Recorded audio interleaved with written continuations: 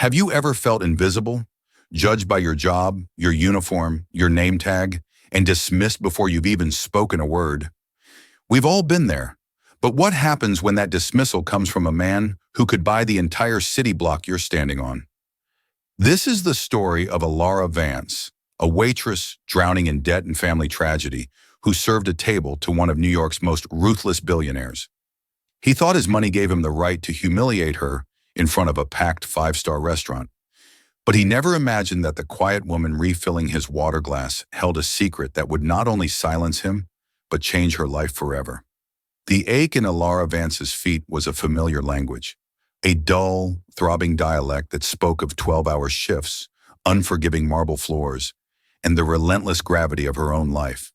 It started in her arches, a low hum of protest, and by the end of the night, it would be a screaming crescendo in her lower back. At 28, she felt ancient. Her world was a 50-table universe named L'Ambroisie, a temple of modern French cuisine in the heart of Manhattan, where the entrees cost more than her weekly groceries. It was a place of hushed tones, of discreetly powerful people making discreetly powerful deals over plates of seared scallops with truffle foam. The air itself seemed expensive, a carefully curated blend of beeswax, roasting duck, and the faint, clean scent of ironed linen. Alara's life outside these hallowed walls was anything but curated. It was a chaotic scramble of bus transfers to a cramped Queens apartment, a stack of ever-growing medical bills on her kitchen counter, and the constant, low-grade fear that hummed beneath her ribs. Her mother, a woman who once filled their small home with the smell of baking bread and the sound of laughter, was now a quiet resident of the Northwood Skilled Nursing Facility, her mind a beautiful, intricate tapestry slowly being unraveled by early-onset Alzheimer's. The bills for Northwood were astronomical, a black hole that swallowed every dollar Alara earned and then some. So she worked. She worked doubles. She took the shifts no one else wanted. She became a ghost in the machine of fine dining, her movements economical and precise, her smile a carefully maintained mask of pleasant neutrality.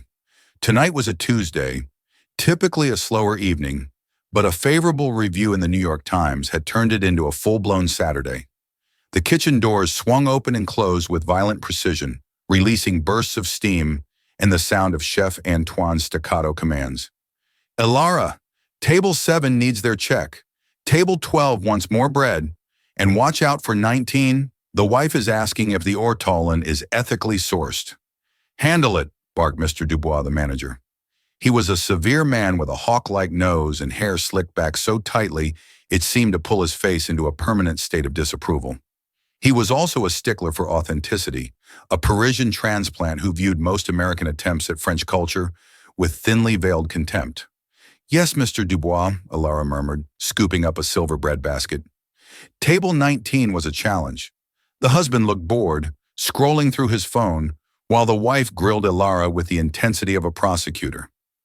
I've read about the tradition, the woman said, her voice dripping with sanctimonious concern, and I simply cannot support a dish that involves, well, you know. Alara knew. She also knew that L'Ambroisie hadn't served the controversial dish in decades, but they kept a classic name on the menu as a nod to tradition, replacing the songbird with a more palatable quail preparation. She explained this calmly, her voice a low, steady murmur. She described the quail, the Armagnac-soaked figs, the delicate pastry shell. Her description was so vivid, so imbued with a quiet respect for the food, that the woman's suspicion melted into intrigue. Oh, she said, deflated. Well, that sounds lovely, actually. She took the order and retreated, the smile never leaving her face until she was through the swinging doors of the kitchen. There, for a brief second, she leaned against the cool stainless steel, closing her eyes. In her mind, she wasn't in a chaotic kitchen. She was back in the hushed, dusty stacks of the library at Columbia University, the scent of old paper and binding glue in the air. She could feel the weight of a heavy linguistics textbook in her hands, the thrill of tracing a single word's journey across centuries and continents. She had been Dr. Alara Vance almost. Her dissertation, The Phonetic Drift of Post-Norman Conquest, Anglo-Norman French, had been a thing of beauty, a passion project that had consumed her early 20s. Her thesis advisor, the renowned Dr. Albright, had called her his most promising student. He told her she had a gift, an ear for the subtle music of language that few possessed. Then the phone call had come. The diagnosis. The terrifyingly rapid decline. Her father had passed away years ago, leaving only Alara to manage the crisis. The dissertation was abandoned. The world of academia, with its modest stipends and future promises, was a luxury she could no longer afford. The world of immediate cash, of tips, of doubles, of the relentless ache in her feet, was the only world that mattered now. "Vance, stop daydreaming!" Dubois' voice cut through her reverie. "The Blackwood reservation just arrived. Table 14. The corner booth. You're up." Alara's stomach tightened. Table 14. Sterling Blackwood. She knew the name. Everyone in New York knew the name. He was a titan of private equity, a corporate raider famous for his ruthless takeovers and his even more ruthless personality. He was new money that had aged into something harder, more jagged. He frequented the restaurant, and his reputation among the staff was legendarily toxic. He was a known poor tipper, a serial complainer, and a man who seemed to derive a perverse pleasure from making service staff squirm. She straightened her apron, smoothed a non-existent wrinkle from her black vest, and composed her features back into the mask of serene professionalism. Taking a deep breath, she picked up 2 leather-bound menus and pushed through the kitchen doors, walking toward the corner booth where the shark was waiting. Sterling Blackwood did not sit in a restaurant. He occupied it. He was a man built of sharp angles and expensive tailoring, his suit a custom-made Xenia that probably cost more than Alara's car. A Patek Philippe watch, the Nautilus 570111 with its Tiffany blue face, glimmered on his wrist as he gestured impatiently at the hostess. He wasn't just a customer. He was a center of gravity, pulling the energy of the room toward him, bending it to his will. Beside him, a woman who looked to be about 22 was artfully arranging herself in the booth. She was stunning in a way that seemed both genetically blessed and surgically enhanced, a perfect specimen of the modern Manhattan elite. Her name, Alara would soon learn, was Tiffany. She was draped in a silk dress the color of champagne and fiddled with a diamond bracelet that scattered prisms of light across the tablecloth. "Is the air conditioning always this aggressive?" Blackwood's voice was a low growl, directed at no one and everyone. "I'm not paying $1,000 for dinner to feel like I'm in a meat locker." The young hostess stammered an apology. "I can ask them to adjust it, sir." "Don't ask. Do it," he snapped, dismissing her with a flick of his wrist. This was the man Alara now had to face. She approached the table, her steps measured and silent on the plush carpet. "Good evening," she said, her voice calm and even. "Welcome to L'Ambroisie. My name is Alara, and I will be your server this evening." Blackwood didn't look at her. His eyes were fixed on Tiffany, but he wasn't really seeing her either. He was performing, using her as a mirror for his own importance. "Alara," he said, tasting the name with a faint hint of derision, "bring us 2 glasses of the Billionaire Salmon Rosé, the 2008, and don't you dare bring it out if it's not chilled to precisely 45 degrees. I'll know." "Of course, sir," Alara replied, her professional mask firmly in place.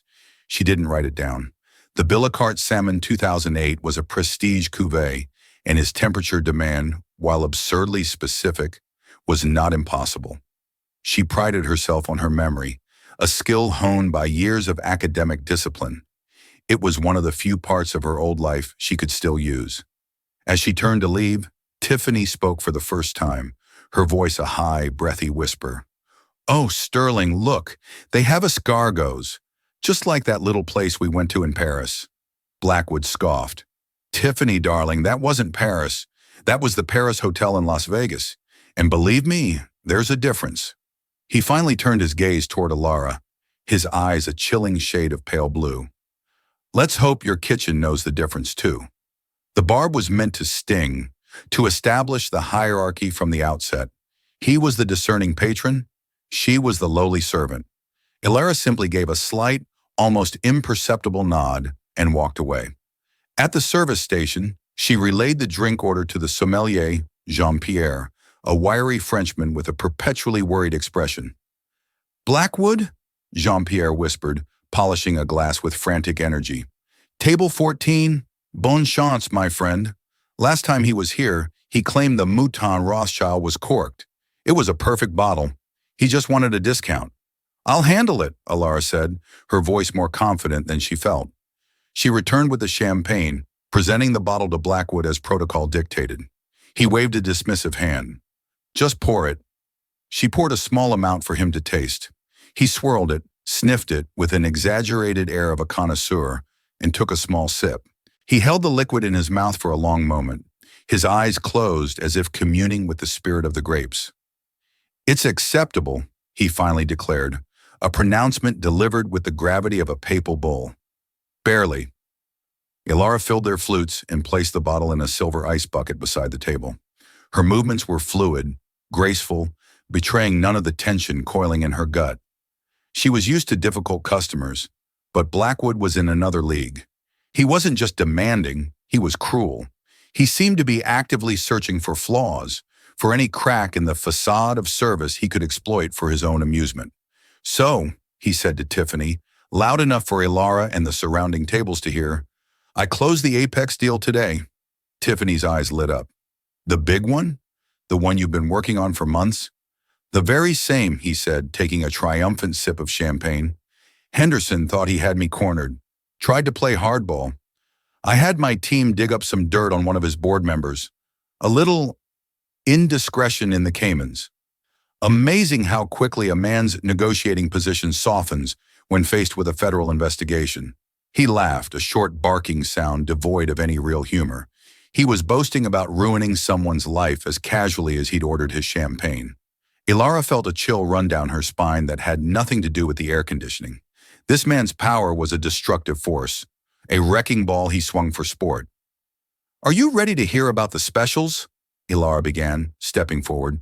Or would you like a few more moments? Blackwood cut her off, his eyes narrowing.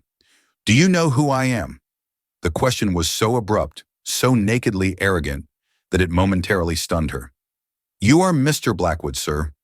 That's right, I am.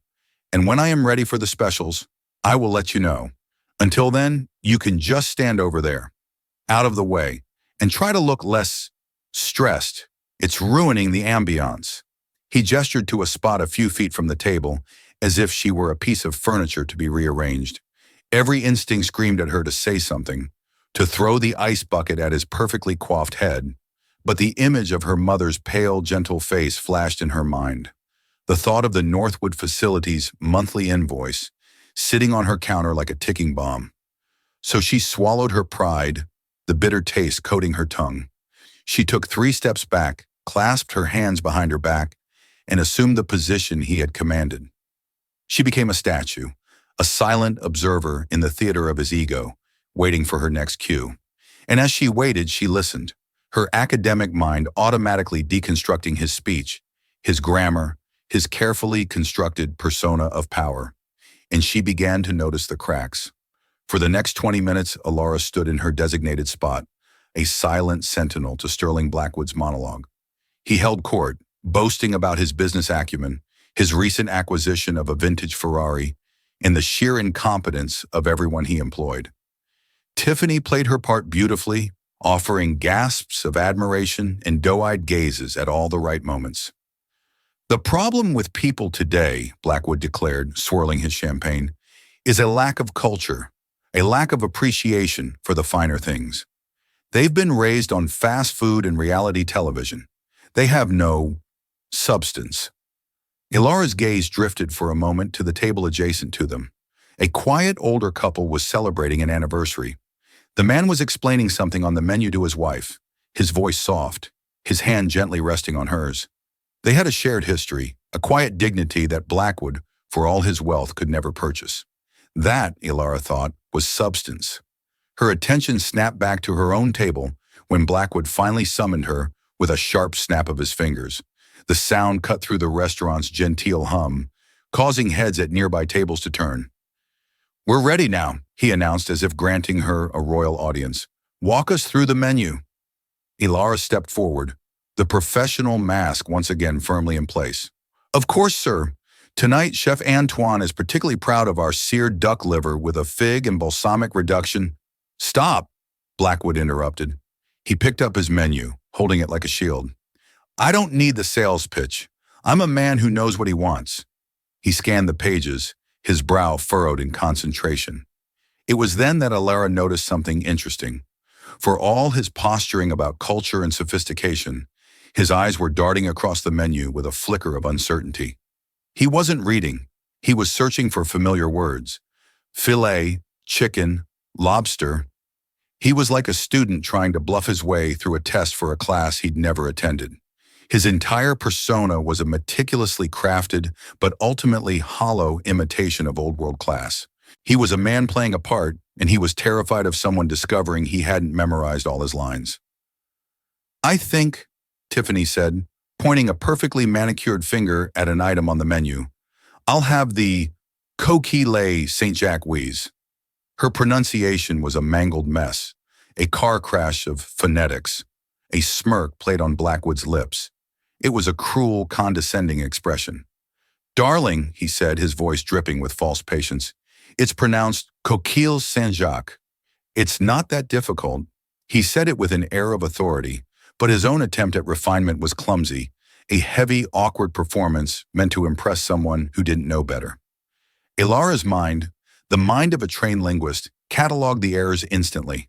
It was the linguistic equivalent of a child drawing a stick figure and calling it the Mona Lisa, but her face remained impassive. An excellent choice, madam, she said to Tiffany, her tone even.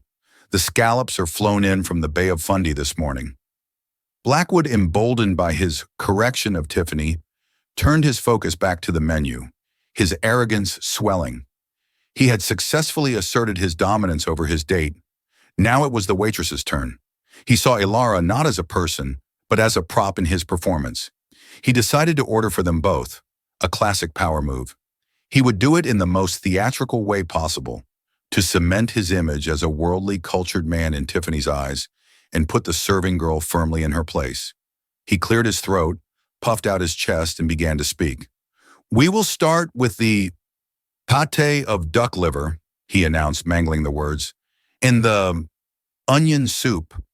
Ilara's mind translated automatically, but her pen hovered over her notepad. She didn't write anything yet. She waited.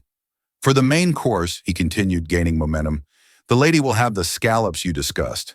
And he paused for dramatic effect, his finger landing on the most expensive item on the menu, a rack of lamb with a parsley crust.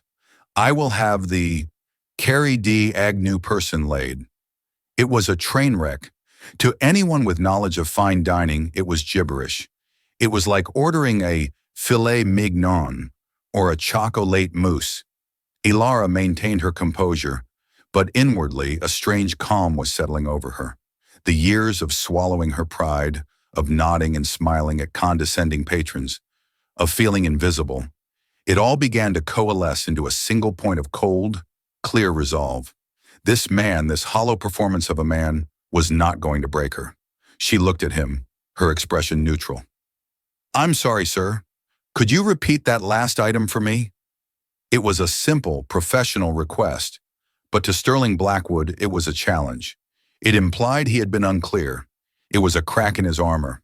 His face, which had been smug and self-satisfied, began to cloud over. Are you deaf? He snapped. The Carrie D. Agnew. The lamb. Is that too complicated for you? Not at all, sir, Ilara replied, her voice still infuriatingly calm.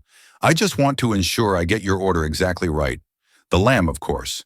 And how would you like that prepared? Medium rare, he spat, his eyes narrowing into slits. And for God's sake, try to keep up. He had recovered, but he was rattled. She had seen behind the curtain, and he knew it.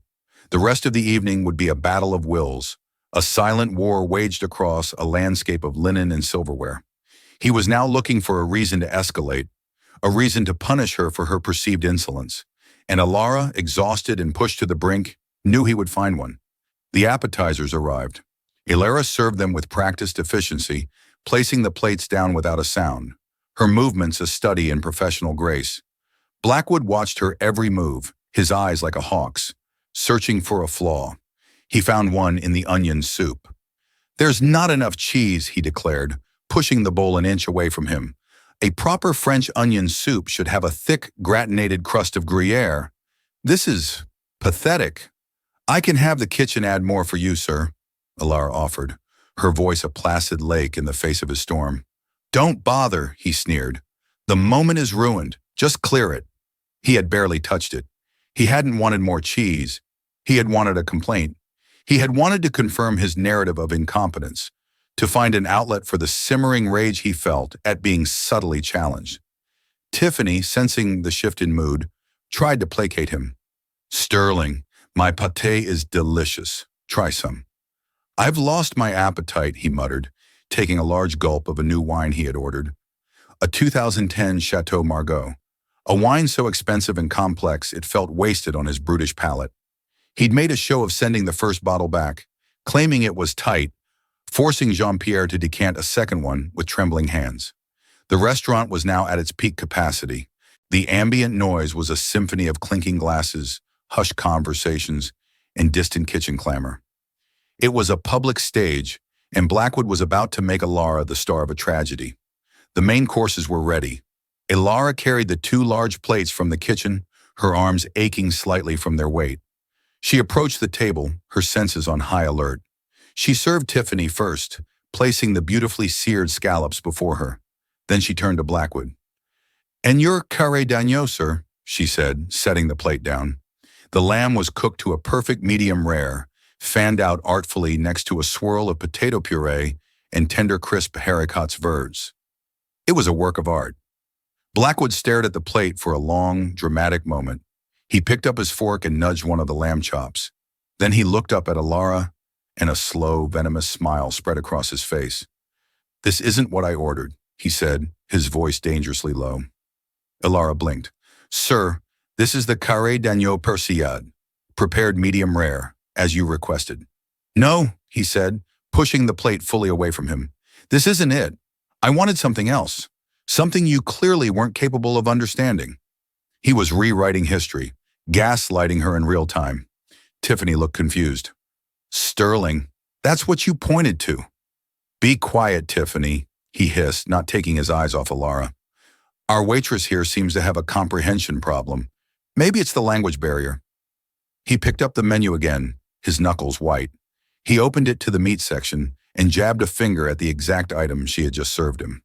I tried to make it simple for you. I even tried to speak your restaurant's language to help you out, he said, his voice rising in volume, attracting the attention of the surrounding tables. An uncomfortable silence began to spread from their corner booth, like a ripple in a pond. But it's obvious that's beyond you, he continued, his voice now a full-throated declaration for the whole room to hear. You're just a waitress after all.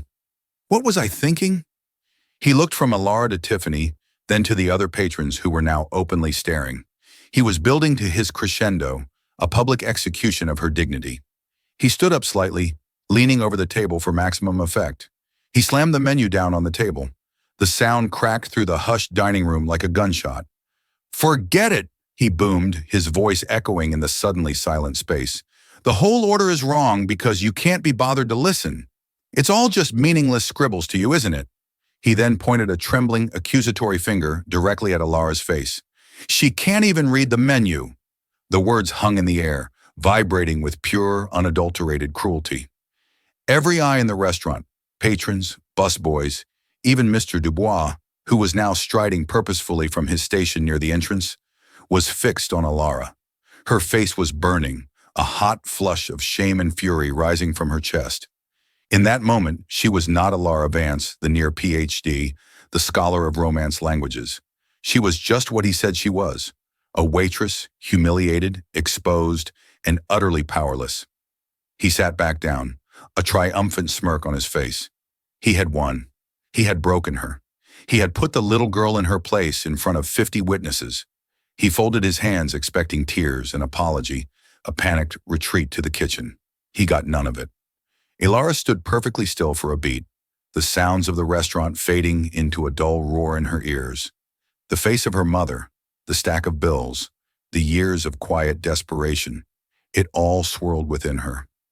And then something snapped, not loudly, but with the clean, quiet finality of a lock clicking into place. The professional mask didn't just crack, it disintegrated. The placid lake of her voice was about to become a tidal wave. She took a small, deliberate breath. She straightened her back, and when she looked at Sterling Blackwood, the timid, accommodating waitress was gone. In her place stood someone he had never met, and someone he would never, ever forget. For a full 5 seconds, Alara said nothing. She simply looked at Sterling Blackwood, her eyes once professionally deferential, now holding a direct and unnervingly analytical gaze. The smirk on Blackwood's face faltered slightly. This was not the reaction he had anticipated. Mr. Dubois was now halfway to the table, his face a thunderous mask of managerial fury, ready to intervene, to apologize, to do whatever it took to placate the billionaire. But Alara held up a single steady hand, a gesture not to Blackwood, but to her manager. It was a gesture of such quiet, unassailable authority that Dubois froze mid-stride. Then she turned her full attention back to the man in the booth. When she spoke, her voice was different. The soft, placid tone was gone, replaced by something crisp, clear, and resonant. A current of energy seemed to flow from her, silencing the whispers that had started to ripple through the room. And then the torrent began. A cascade of perfect, liquid, Parisian-accented words flowed from her lips. It was not the clumsy, brutalized version Blackwood had attempted. This was the genuine article. It was the language of the Sorbonne, of the hushed halls of the Académie Française, of rainy afternoons spent in left-bank cafes debating philosophy. It was flawless. She did not raise her voice. She did not need to. The sheer, shocking beauty of her speech commanded the attention of everyone in the room. Jean-Pierre, the sommelier, who had crept out from behind the bar, stood with his mouth agape, a polishing cloth frozen in his hand. The kitchen staff, drawn by the commotion, were peering through the circular windows of the swinging doors, their eyes wide, because she wasn't using French to apologize. She was using it to dissect him. Though the words were foreign to most in the room, her meaning was brutally clear, conveyed through the precise, surgical tone of her voice and the unwavering intensity of her gaze. She began in this beautiful, flowing language by correcting his pronunciation. Not mockingly, but with the cold, detached precision of a professor correcting a particularly inept student. She deconstructed his every phonetic error, explaining the proper placement of the tongue for the uvular or the subtle nasal tones he had completely missed, the way his clumsy syllables had transformed a masterpiece of cuisine into utter nonsense. Sterling Blackwood's face, which had been a mask of smug triumph, began to drain of color. He understood enough to know he was being systematically dismantled. Tiffany stared at him, then at Alara, her perfectly painted mouth hanging open in disbelief. Alara didn't stop there. She gestured to the menu he had slammed on the table.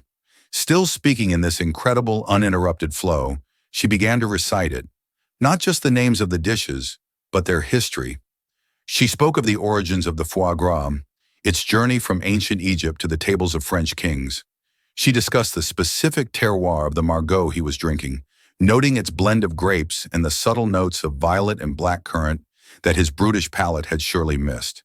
Then she addressed his rejected dish. She described with the vocabulary of a master chef exactly how the herb-crusted rack of lamb was prepared. She spoke of the precise temperature of the sous vide bath used to ensure its tenderness, the blend of herbs, parsley, garlic, thyme, rosemary, that comprised the crust, the exact method for searing the fat cap to a perfect golden crisp. Her description was so vivid, so passionate, it was an ode, a love poem to the very plate of food he had dismissed as slop.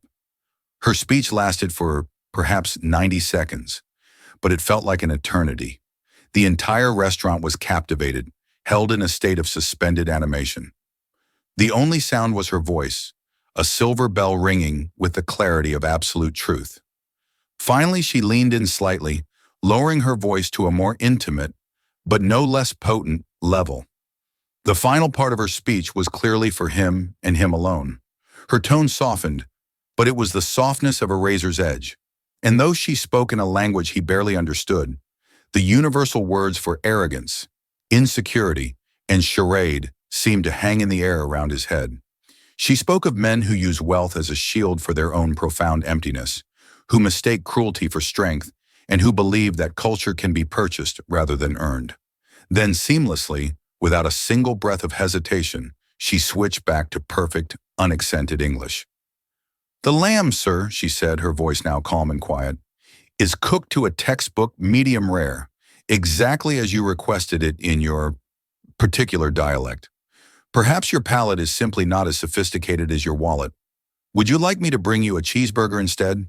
I believe I could translate that for the chef, if you'd like." Silence. A deep, profound, and absolute silence fell over Lambrossi. Sterling Blackwood sat as if he'd been turned to stone. His face was a ghastly shade of pale, a sheen of sweat on his brow. He was a king who had been stripped bare in front of his entire court. He had tried to humiliate a waitress and had instead been intellectually and linguistically annihilated. Then, from the anniversary table, the old man who had been speaking so gently to his wife began to clap. It started as a slow, deliberate applause. His wife joined in, then another table, and another. Within seconds, the entire dining room, with the exception of Blackwood's corner, had erupted in a wave of spontaneous, thunderous applause. It wasn't just for the spectacle, it was for the vindication of every service worker who had ever been treated as less than human. It was for her. Ilara simply stood there, her heart hammering against her ribs, a strange lightness filling her chest. She had not raised her voice, she had not thrown a punch, but she had won the fight of her life. The applause eventually subsided, leaving behind an even more awkward and charged silence. Sterling Blackwood looked like a man who had just been in a car crash. He fumbled for his wallet, his hands trembling slightly. Without a word, he threw several $100 bills onto the table, far more than the cost of the meal, and practically bolted from his seat. "Sterling, wait!" Tiffany called out, scrambling to gather her purse. She shot Ilara a look that was a strange cocktail of awe, fear, and something that looked almost like admiration, before scurrying after him. They disappeared out the front door, leaving a half-eaten plate of scallops and a shattered ego in their wake. The moment they were gone, the restaurant seemed to exhale. A buzz of conversation immediately started up, everyone dissecting what they had just witnessed. Mr. Dubois finally moved, walking slowly towards Ilara. His usual stern expression was gone, replaced by one of pure, unadulterated astonishment. He stopped in front of her, looking at her as if for the first time. "Vance," he began, his voice uncharacteristically soft. He was a native of Lyon, and he had understood every single perfectly chosen word she had spoken. "In my 20 years of managing restaurants, in Paris, in Monaco, in New York, I have never seen anything like that." Ilara finally let out the breath she felt she'd been holding for an hour. "He was unacceptable, Mr. Dubois. I apologize if I overstepped." Dubois let out a short, sharp laugh. "Overstepped? Mademoiselle, you built a whole new staircase. Where on earth did you learn to speak like that? Your accent is purer than my own." "I studied," Ilara said simply, the understatement of the century. "You didn't just study," Dubois corrected her. "That was mastery." He looked around the still buzzing dining room, then back at her. "Go to the staff room. Take a break. Take the rest of the night off if you want. Paid, of course." As Ilara turned to walk away, a woman from another table stood up and approached her. She was elegant, in her late 50s, with sharp, intelligent eyes and the silver hair cut in a stylish bob. She was dressed in a tasteful but clearly expensive Chanel jacket. Ilara recognized her as one of the diners who had started clapping. "Excuse me," the woman said, her voice warm and authoritative. "My name is Dr. Eleanor Vance." Ilara's head snapped up. "Vance? That's my name too." Dr. Vance smiled. "A fortuitous coincidence, perhaps. I'm the Dean of Humanities at Columbia University." Ilara felt the floor shift beneath her feet. Columbia.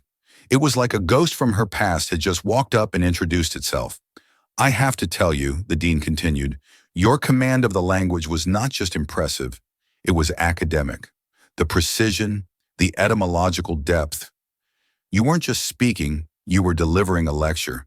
May I ask where you did your studies?" I was a doctoral candidate at Columbia," Ilara confessed. the words feeling strange in her mouth. In the linguistics department, under Dr. Albright. Dean Vance's eyes widened in recognition. William Albright? A dear colleague. He spoke often of a brilliant student he lost to a family emergency a few years ago. He was devastated. He said she had the most promising mind he'd encountered in a decade. The dean looked Alara up and down, connecting the dots.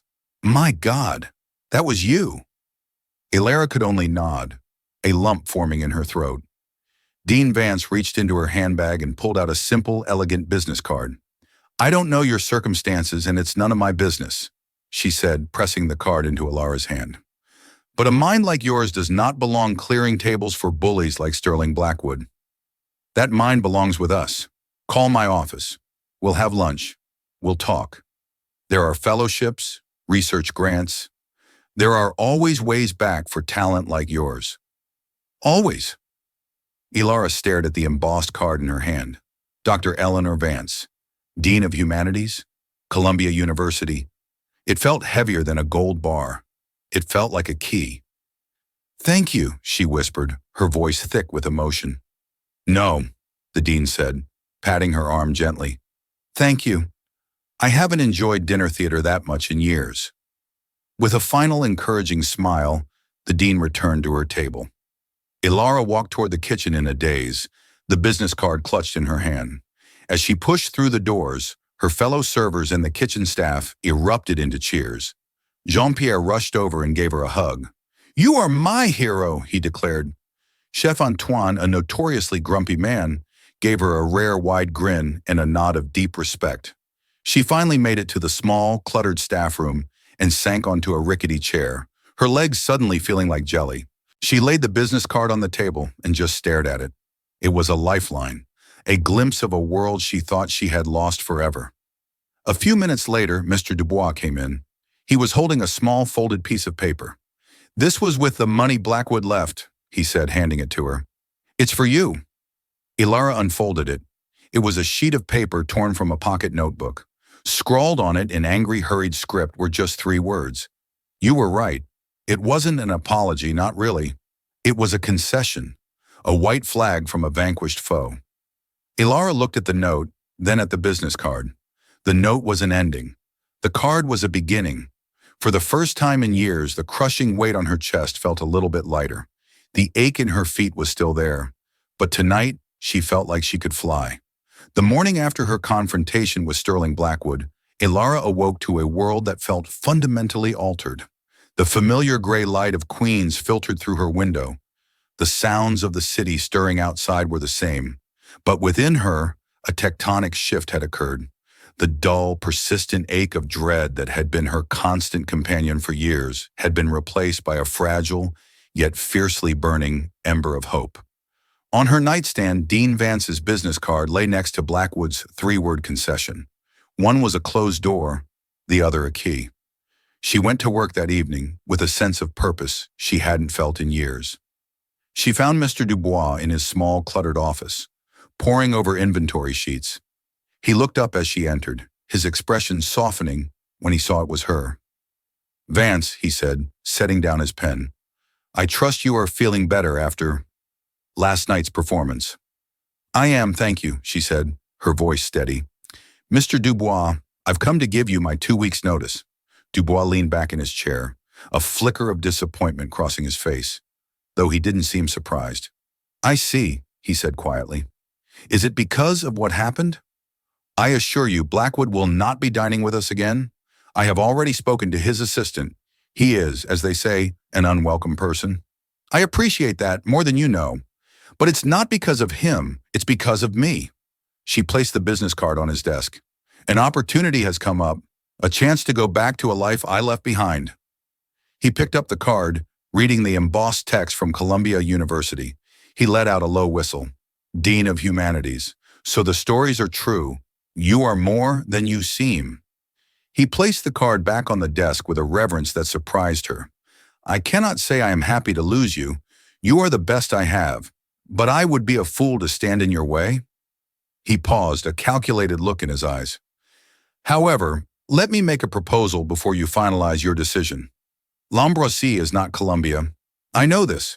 But there is honor and a deep tradition in this work as well. I have been looking for a new floor manager, someone to train as my successor. The position comes with a substantial salary, full benefits, and yearly trips to the vineyards in Burgundy and Bordeaux. Your palate, your memory, your grace under pressure, and your language skills, he gave a small, wry smile, make you the ideal candidate. You would not be a waitress, Alara. You would be a guardian of this craft. A year ago, the offer would have been a lifeline, an unimaginable dream. A stable career, respect, travel. Even now, a part of her, the pragmatic part that knew the relentless terror of medical bills, was tempted. It was the safe path, the known quantity. She thought of the easy camaraderie in the kitchen, of Jean-Pierre's anxious humor, of the quiet satisfaction of a perfectly executed service.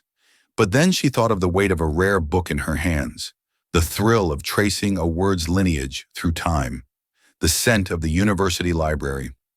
That was not a job. It was her soul. "That is an incredibly generous offer, Mr. Dubois," she said, her voice filled with genuine gratitude. "And I am honored. But my path lies elsewhere. I have to see it through." He studied her face for a long moment, then nodded, a look of profound respect in his eyes. "I understand. Academia's gain is my restaurant's great loss. Your final day will be 2 weeks from today." The days that followed were filled with a nervous energy. Alara's hands trembled as she dialed the number on the business card. The dean's assistant was warm and efficient, scheduling a meeting for the following Tuesday. Waiting for that day felt like holding her breath for a week. She spent her nights not watching television, but digging through the dusty boxes under her bed. Inside were her old textbooks, her notes, and the half-finished chapters of her dissertation. She ran her fingers over the pages, the complex theories and linguistic trees feeling like conversations with an old beloved friend she had neglected for too long. When Tuesday arrived, she took the subway to Manhattan, but instead of heading to the restaurant, she walked the familiar blocks to the Columbia campus. Stepping through the wrought iron gates was like stepping into a parallel life. Students with backpacks hurried along the paths, their faces alight with debate and discovery. The air smelled of old stone, autumn leaves, and possibility. She was a ghost visiting her own past, a past she now dared to believe could also be her future. Dean Vance's office was a sanctuary of intellect. The walls were lined not with awards, but with books, thousands of them overflowing from shelves and stacked neatly on the floor. Alara felt a sense of peace settle over her, a feeling of coming home. "Alara, please come in," the dean said, rising from behind a large mahogany desk. "Tea?" For the next hour they talked. The dean didn't pry. She asked thoughtful, intelligent questions. She wanted to know about Alara's dissertation, about Dr. Albright, about the specific challenges of tracing phonetic drift in medieval texts. It wasn't an interrogation or an interview. It was a conversation between two scholars. Emboldened, Alara found herself telling the whole story. The shock of her mother's diagnosis, the crushing weight of the medical system, the quiet desperation that had led her to l'Ambroisie. "The world is designed to make us believe that our circumstances define our intellect," Dean Vance said, her gaze steady and compassionate. "It is a pernicious lie. A brilliant mind is a brilliant mind, whether it is in a library or a four-star restaurant." She leaned forward, her hands clasped on the desk. "Dr. Albright has never quite gotten over losing you as a student. He is currently working on a major project funded by the Atherton Grant, a comparative study of Norman linguistic influence in England and Sicily. It is a massive undertaking, and he is desperately in need of a lead research associate. Someone with your specific background would not just be helpful, they would be essential." The dean laid out the offer. It was a formal position with a respectable salary, full university benefits that would revolutionize her mother's care, and a complete tuition waiver to finish her doctorate. "It will not be easy," the dean cautioned, "but we believe it is where you belong." Tears welled in Alara's eyes, not of sadness, but of a profound, soul-shaking relief. It was real. This was happening. "I accept," she whispered, the words feeling like the most important she had ever spoken. Her final 2 weeks at the restaurant were a strange, bittersweet farewell tour. On her last night, the anniversary couple came in again. The husband spotted her across the room and waved her over. "We saw you on your first night," his wife said warmly, her hand on her husband's, "and we're here on your last. We wish you all the best in your new chapter." After the last patrons had left, the staff surprised her. The lights in the main dining room came up and the whole crew, cooks, dishwashers, servers, busboys, was gathered with a makeshift cake. Jean-Pierre gave a rambling, heartfelt toast, calling her the Joan of Arc of the service industry. Chef Antoine, a man of few words, emerged from the kitchen and handed her a signed copy of his cookbook. Inside he had written, "Excellence is excellence in any language. Go show them." Mr. Dubois presented her with a dusty bottle of 1998 Chateau Lafite Rothschild. "For the day you defend your dissertation," he said, clapping her on the shoulder. Leaving L'Ambroisie for the last time, she felt a pang of nostalgia for this unlikely family in this difficult, beautiful place that had unknowingly sheltered her. 3 months later, Ilara was walking through the heart of the Columbia campus. The briefcase her friends had given her was heavy with books and research notes. The air was cold and sharp, and her cheeks were flushed with the thrill of her work. Her reunion with Dr. Albright had been emotional. The elderly professor had embraced her, his eyes twinkling with delight. "I knew you'd find your way back," he'd exclaimed. They now spent their days in a joyful battle of wits, surrounded by ancient texts and linguistic maps, rebuilding her dissertation into something even stronger than before. As she rounded the corner of the great library, a black town car purred to a stop at the curb. A man in a familiar, perfectly tailored suit stepped out. Sterling Blackwood. He was flanked by 2 assistants and was clearly headed to a meeting in the faculty club, a building his name and his donations were inscribed upon. Their eyes met across the lawn. A complex series of emotions played across his face. First, the shock of recognition, then a flash of his old defensive arrogance. But this was her world, not his. Here, his power was meaningless. He was an investor, a name on a wall. She was a part of the intellectual lifeblood of the institution. He stopped walking. His assistants paused behind him, confused. He seemed to want to speak, to offer some kind of verbal acknowledgement, but for once in his life, the right words failed him. The man who wielded words as weapons was disarmed. Instead, in a gesture that must have cost his pride dearly, he gave her a single curt nod. It wasn't just respect. It was a concession of defeat, an acknowledgement that her world had a power his could not touch. Ilara looked back at him, the wind whipping a strand of hair across her face. There was no fear, no anger, no triumph. She simply saw him for what he was, a small man in a very large, very expensive suit. In his own destructive way, he had been the catalyst. His cruelty had forced her to find her voice again. She gave him a slow, deliberate nod in return, a final, silent closing of the chapter. Then she turned her back on him and walked up the stone steps of the library, leaving the billionaire to his world of finance and power. She was entering hers, a world of history, of language, of meaning. She had a new menu in front of her now, infinite and complex, and she was finally, wonderfully, free to read it all. So what is the real lesson in Ilara's story? It's not just about the satisfaction of seeing a bully get what he deserves. It's a powerful reminder that there is a deep, often hidden reservoir of talent, history, and dignity within every single person, regardless of their uniform or their job title. Ilara wasn't just a waitress. She was a scholar waiting for her chance to return to the life she had earned. Her story teaches us to look past the surface, to treat everyone with respect, because you never truly know the depth of the person standing right in front of you.